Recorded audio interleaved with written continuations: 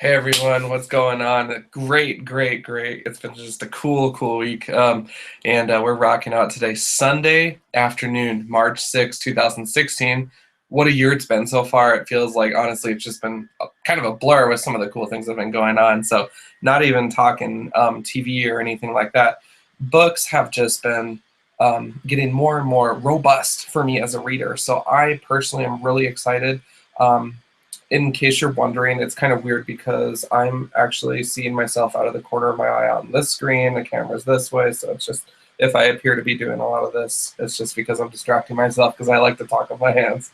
So, anywho, let's talk about some books then today. I picked these up actually on Friday instead of on Wednesday. Running a couple days behind, but boy, am I excited, and it was so worth it just to go to the shop. So, first of all, I'm going to talk about my ultra favorite title right now, and believe it or not, it's actually going to be Mr. Power Rangers issue number 1. So I got the standard cover, you guys. Huge fan of the series. I actually made an initiative to watch some of the first few seasons. It gets a little rough after a while to keep up with the characters and the Zords and all that, but man, those first few seasons are what I grew up on. So for me, I just love seeing them being brought back into a medium such as comic books. And the artwork has been really cool. I also did manage to pick up the blank variant cover, so I'm excited to kind of get some cool artwork done on that at convention. We'll see, whatever. I got a couple of blank variants that I'm getting worked on right now, so working on it, working. What do I like about this series? So first of all, it is admittedly different seeing it this way. But the differences that I like is it really just gives us more of that Power Ranger you. And so when I say that, I'm talking in this issue 1, Tommy and Kimberly are doing a simulation of rescuing people, dealing with monsters. First of all, the simulation piece itself, never saw that in the show. Not that we really ever had the opportunity with the 20 or 18-minute episodes or whatever they ended up being without commercials. But the other cool thing that I said that I liked about issue 0, and I'll say it again, is I love the individual and intelligent usage of the Zords, not always having to immediately form into the Megazord. So in this instance, both and in issues 0 and 1, Pterodactyl Zord had a purpose. So I was pretty excited about that because you just don't see it that much. And so we're taking all this material that we knew, these people that we knew, these characters that we knew, but we're just adding more depth to it. And I just think that's so smart and so awesome. So thank you to Boom Studios, because this is just such a cool thing for me to get to see. So thank you. Up next, you guys, I have the Standoff Assault on Pleasant Hill. This is Alpha, so issue 1, so this is like the kickoff of the event. I went ahead and went with the variant cover. Primarily, I got my 2 first ladies up there in the corner, Moonstone, Songbird, from the Thunderbolts line.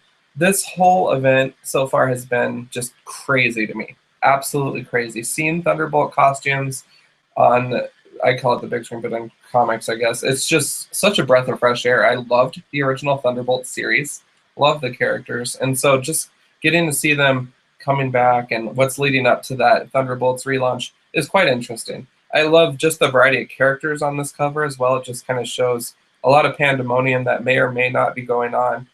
Is all of this actually happening in the issue? Not necessarily, not yet. It might. And just that last, in fact, I just wanted to highlight this last splash page here with Zemo at the end, of spoilers, but you guys, that's just cool to me. You got Atlas in the back there, Moonstone, Zemo. So you're getting some of that original gang back, and that's cool. So ultimately, this series is fascinating. It does go further into S.H.I.E.L.D. in general and how many layers there are, and that trust factor. Poor Steve Rogers has his hands full, that's for sure. Maria Hill.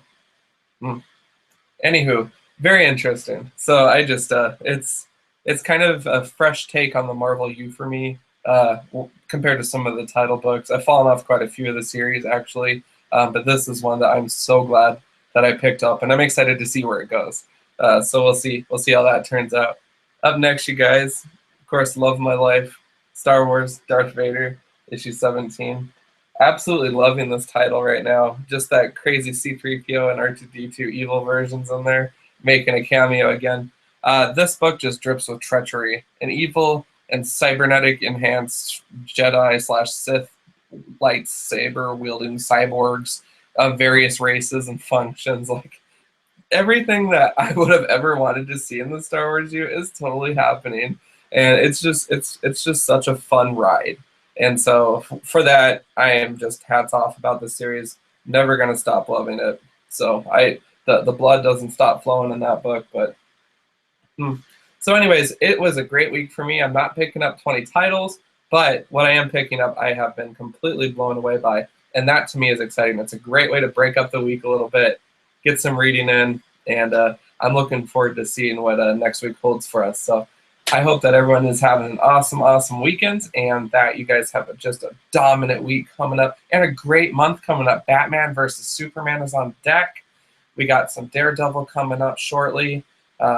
Oof, we got our hands full, you guys. So anyways, you guys know the drill. As always, keep it comics and have a great weekend, okay?